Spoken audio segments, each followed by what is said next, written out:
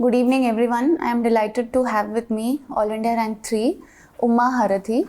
Let's discuss her strategy with her for anthropology. Hi Uma, congratulations. Thank you. How did you prepare for biological anthropology? I am asking this specifically because most of the students have a perception in their mind that it's a very tough nut to crack. So I would like to know your approach. Okay, on the contrary, it's a very interesting topic and it's highly scoring. Once you understand these concepts and prepare your notes well, you can use them really well. So I refer to the standard textbooks, and when something was not available, I used YouTube or any other sources on the internet to understand that particular concept. Once I understood that, I made a notes, like very crisp one-page notes, and I studied from that. What was your approach with respect to different case studies, specifically from current affairs?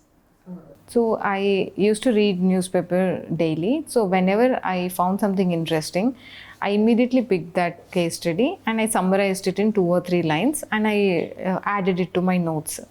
So I was constantly in search of these case studies, and whenever I found one, I added it, and I also quoted a lot of case studies in my final exam. Okay. And how helpful did you find the test series to be? So this was my first mains with Anthropology Optional. Okay. So I was slightly scared of attempting questions or full-length papers. Okay. But this particular test series, it was designed in a very gradual way. So the initial tests are quite simple.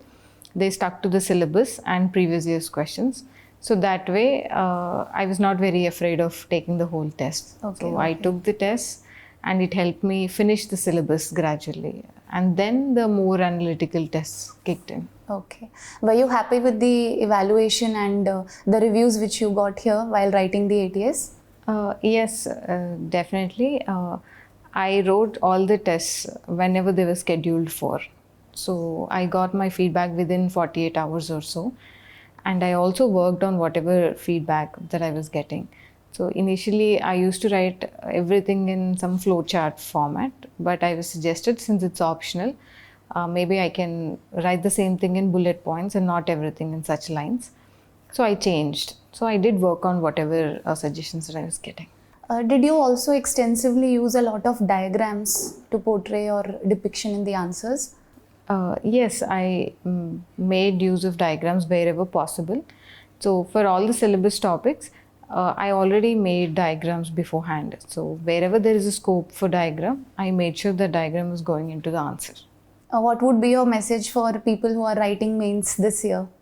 I would say focus on at least for anthropology, focus more on the scoring topics like physical anthropology, archaeology, and theories. So if you focus on them, so if there's a question on those topics, it's very likely that 11 or you can score 11, 12 marks in that topic. So focus on them.